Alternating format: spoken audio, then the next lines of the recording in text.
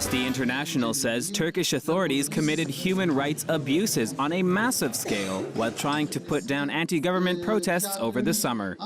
The rights group says live ammunition was used, women protesters were sexually abused, and many other protesters badly beaten. Police were using force, not in a way that was just disproportionate, but in a way which was completely unnecessary. You shouldn't be using force against peaceful protesters. So we saw that clearly in cities across Turkey. Another thing we saw is that police were using tear gas canisters as a weapon, firing directly at protesters in a way which is clearly inappropriate and is criminal and has to be brought to justice. Another thing we saw is that people were beaten by police officers at the scene of demonstrations and in unofficial detention, being held on the street or being held in police buses and being beaten by police officers. This is clearly criminal activity by police officers, and it has to be brought to justice.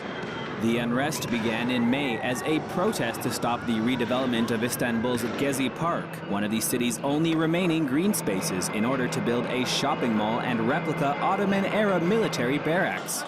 Following a harsh crackdown by riot police, protests morphed into nationwide anti-government demonstrations that lasted for weeks.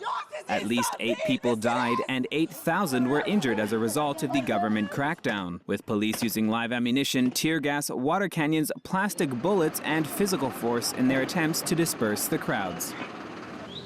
It was like a horror movie. My whole face was covered with blood. Because of the place I was shot, I could not breathe. Blood was coming from my mouth, my nose, my ears.